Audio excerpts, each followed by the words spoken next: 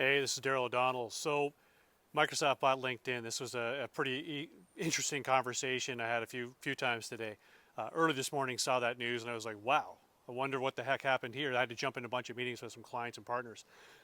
Coincidentally, we're working on innovations. One of the things we do with our clients and our partners is we work on how do we change and really shift things up on innovations. People were asking me what was the story here.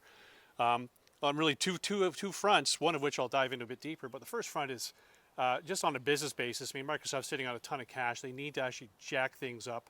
They need to really get that social play going a lot better. And LinkedIn just makes a ton of sense given they make a ton of revenue on corporate. That play alone just by itself is pretty key. But I look at the innovation play here and I just see brilliance here.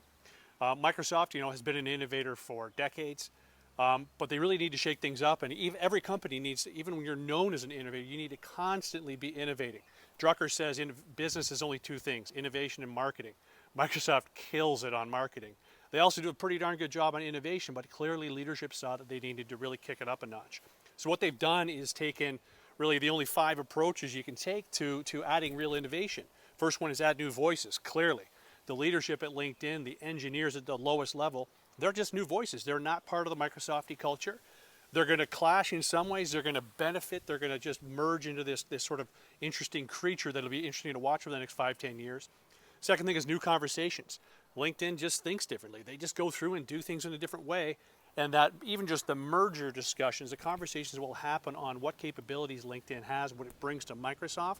That's going to be huge. Third thing is new passions. LinkedIn, the people are, well, a lot more startup-like. Microsoft has become huge. They have a startup mentality in portions of it. They also have, some would argue, a somewhat bureaucratic approach. And LinkedIn is going to be shaking that up a bit. It's going to bring that new passion of people who are used to doing things a little bit differently. The fourth thing is new perspectives. This is how do you look at things? How do you